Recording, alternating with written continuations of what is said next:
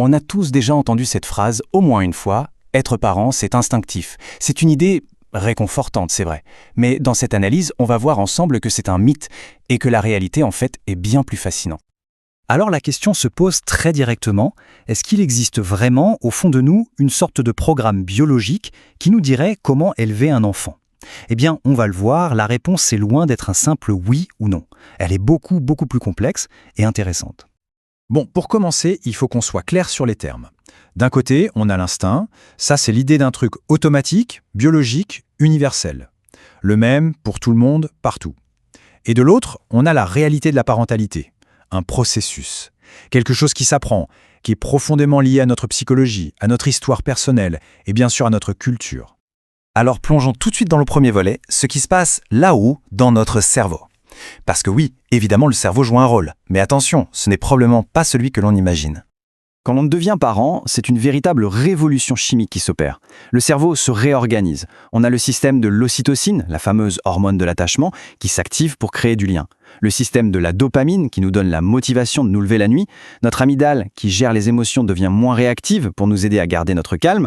Et notre cortex préfrontal, lui, il tourne à plein régime pour tout planifier. Mais, et c'est là le point crucial, tout ça, c'est une réaction. Le cerveau s'adapte. Il ne vient pas avec un mode d'emploi préinstallé. Ce sont des activations, des ajustements, pas des compétences innées.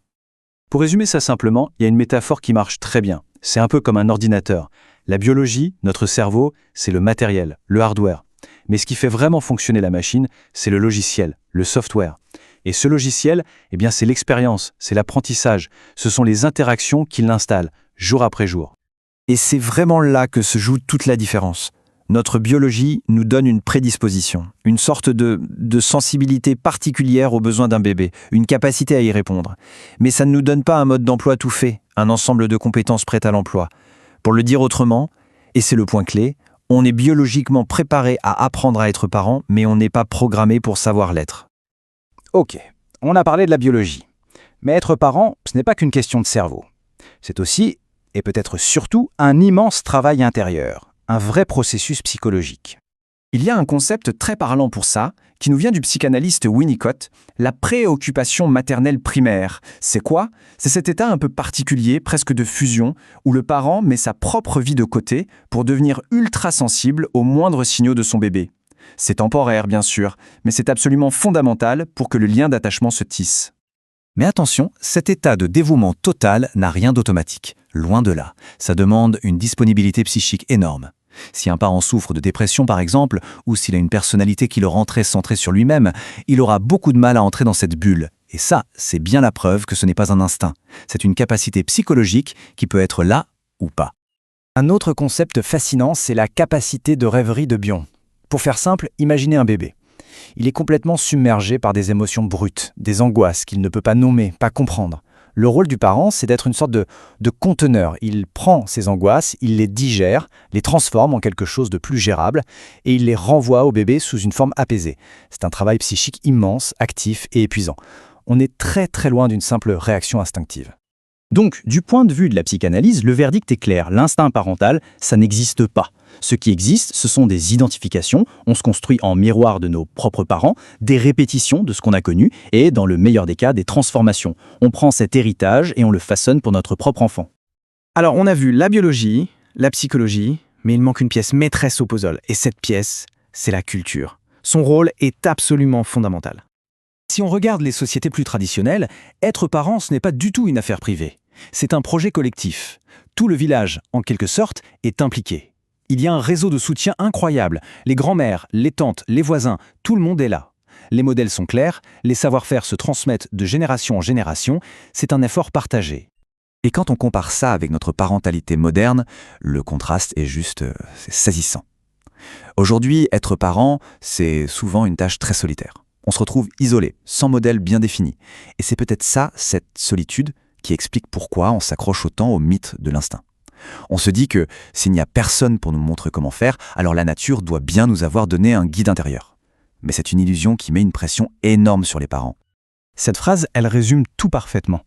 On apprend la parentalité comme on apprend une langue, une posture, un rôle. C'est exactement ça. On ne naît pas en sachant être parent, pas plus qu'on ne naît en parlant français ou anglais. On l'apprend par immersion, en imitant, en s'imprégnant de la culture parentale qui nous entoure. Bon, pour que tout ça soit encore plus concret, on va regarder quelques histoires vraies. Des cas qui montrent très bien ce qui arrive quand ces fameuses fondations psychologiques et culturelles ne sont pas là. Prenons l'histoire de Madame S. Elle a grandi en foyer sans avoir eu de figure parentale stable à qui s'identifier. Et quand son propre enfant naît, elle est complètement perdue. Elle le dit avec des mots d'une simplicité désarmante. « Je ne sais pas comment on fait. » Et ce qui est important de comprendre, c'est que son problème, ce n'est pas un manque d'amour pour son bébé. Pas du tout. C'est un vide, un manque total de modèles, qu'ils soient internes, des souvenirs de comment on s'est occupé d'elle, ou externes, culturels. Elle n'a tout simplement rien à quoi se raccrocher. C'est sans doute la démonstration la plus frappante que, non, la parentalité n'est pas innée. Heureusement, l'histoire ne s'arrête pas là. Parce que si la parentalité n'est pas innée, ça veut dire une chose très importante, ce n'est pas une fatalité. Puisque c'est quelque chose qui s'apprend, ça veut aussi dire que ça peut se construire, ça peut se réparer, même quand on part de très loin avec des fondations très fragiles. C'est le cas de Madame M, par exemple. Elle aussi, elle a eu une enfance très compliquée, mais elle a réussi à devenir une mère stable et sécure pour son enfant. Comment elle a fait ? Eh bien, elle a activement construit sa parentalité brique par brique. D'abord, elle a trouvé un partenaire stable et soutenant. Ensuite, elle a fait un travail en thérapie pour comprendre son propre passé. Et enfin, elle s'est consciemment créé sa propre culture éducative. Son parcours montre bien que devenir parent, c'est un cheminement, un vrai travail de construction. Alors, au bout du compte, où est-ce que tout ça nous mène ? La conclusion, finalement, elle est assez simple, mais elle est aussi assez radicale. Elle tient dans cette phrase qui fait écho à une autre, très célèbre. « On ne naît pas parent, on le devient ». C'est un détournement de la fameuse phrase de Simone de Beauvoir, et ça s'applique parfaitement ici. Être parent, ce n'est pas un état biologique qu'on atteint à la naissance d'un enfant. C'est un devenir, une construction de tous les instants. Et ça nous amène à une dernière question, qui est peut-être la plus importante de toutes. Si être parent, ce n'est pas un instinct, mais une compétence qui se construit, alors ça change tout. Ça veut dire qu'on a une responsabilité collective. Au lieu de laisser les parents se débrouiller seuls en leur répétant le mythe de l'instinct, la vraie question devient comment est-ce que nous, en tant que société, on peut mieux les aider à se construire ? Comment leur donner les outils, le soutien, la culture dont ils ont besoin ? Voilà peut-être le vrai débat qu'on devrait avoir.